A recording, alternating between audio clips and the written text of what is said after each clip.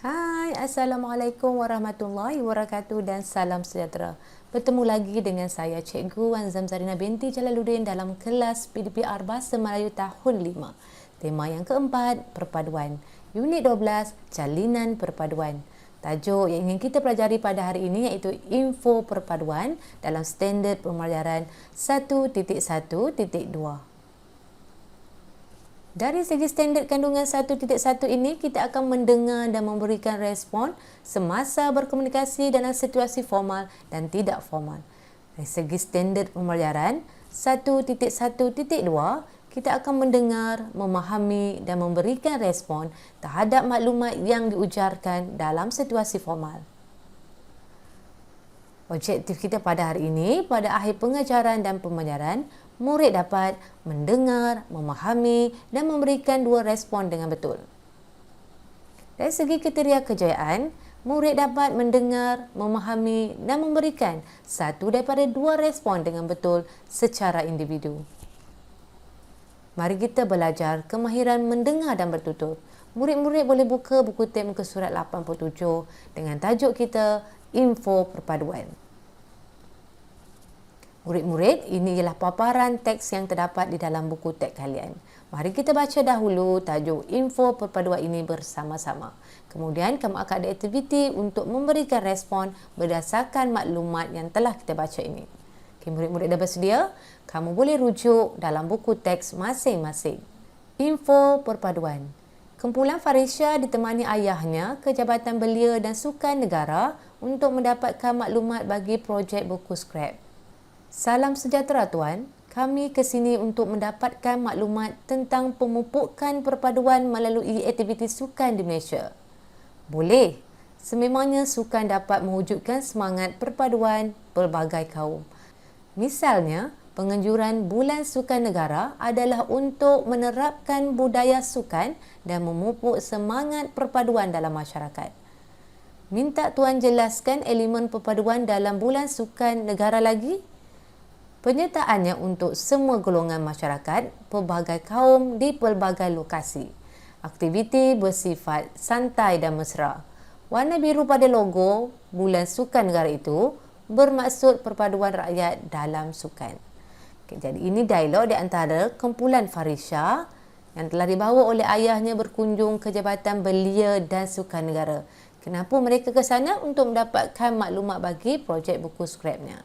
Jadi di sana Farisha telah berjumpa dengan seorang pegawai untuk berbincang ataupun bertanya soalan tentang pemupukan perpaduan melalui aktiviti sukan negara. Perpaduan boleh dipupuk apabila kita menganjurkan sukan, kerana aktiviti sukan disertai oleh pelbagai kaum walaupun di pelbagai lokasi.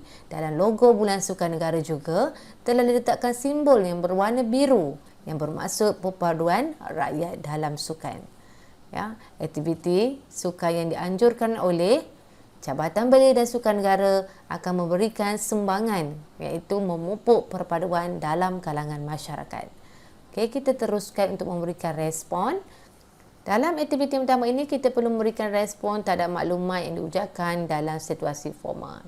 Okay, setelah Farisha dan rakannya mendapatkan maklumat di Jabatan Belia dan Sukan, jadi gurunya bertanya beberapa soalan tentang lawatan ataupun kunjungan Farisha dan sahabatnya di sana. Mari kita lengkapkan respon yang diberikan. Farisha, bolehkah kamu maklumkan maklumat perpaduan daripada aktiviti Bulan Sukan Negara yang telah kamu dapat semasa lawatan? Baiklah cikgu, aktiviti Bulan Sukan Negara berdasarkan maklumat yang didapat pada pegawai tersebut, Farisha perlu menjelaskan kepada gurunya apakah aktiviti Bulan Sukan Negara boleh mewujudkan perpaduan. Jadi kita boleh letakkan respon sebegini. Baiklah cikgu, aktiviti Bulan Sukan Negara adalah untuk menerapkan semangat perpaduan dalam masyarakat. Penyertaannya untuk semua golongan masyarakat, pelbagai kaum di pelbagai lokasi. Aktivitinya bersifat santai dan mesra. Maklumat yang didapati pada pegawai tersebut diolah balik dalam bentuk respon. Okay, yang soalan kedua, bagaimanakah perpaduan kaum dapat dipupuk melalui aktiviti Bulan Sukan Negara? Okey, mari kita lihat respon yang diberikan oleh Farisha. Perpaduan wujud apabila para peserta pelbagai kaum bersama-sama menjalankan aktiviti yang telah dirancang dalam bulan sukan negara. Ya, betul ya. Jika kita menyertai sesuatu aktiviti yang melibatkan pelbagai kaum, dengan adanya kerjasama, ya, akan wujudlah sikap bersatu padu dalam aktiviti tersebut. Ya, jadi di sinilah kita akan mengenali, berkenalan, ya, berkongsi idea, ya, membantu antara satu sama lain. Di sinilah akan wujudnya perpaduan dalam kalangan kaum. Okey, jelas ya murid-murid, ini respon telah diberikan berdasarkan maklumat yang telah diperolehi oleh Farisha dan sahabatnya. Kita teruskan dalam latihan yang seterusnya, iaitu memberikan respon juga secara dalam talian. Okay, ada beberapa soalan telah cikgu sediakan di sini.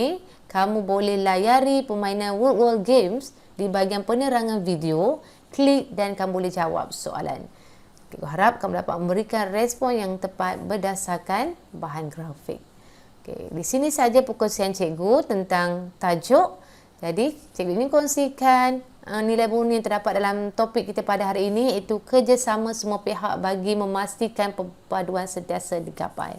Ini amat penting. Cikgu sentiasa ingin ulangkan, perpaduan akan tercapai sekiranya adanya kerjasama, sikap saling menghormati, bertoleransi, bertolak ansur antara satu sama lain. InsyaAllah perpaduan itu akan kekal dan kita akan dapat hidup sejahtera dan aman. Jadi jangan risau sekiranya kita melakukan aktiviti yang melibatkan pelbagai kaum, kamu perlu menyesuaikan diri supaya ia akan lebih serasi. Okey, baiklah murid-murid, sampai di sini saja perkongsian cikgu dalam video kita pada kali ini. Kita akan jumpa lagi dalam video PDPR selepas ini. Jadi ingat ya pesanan cikgu, anda belajar, anda hebat. Sekian, terima kasih. Assalamualaikum.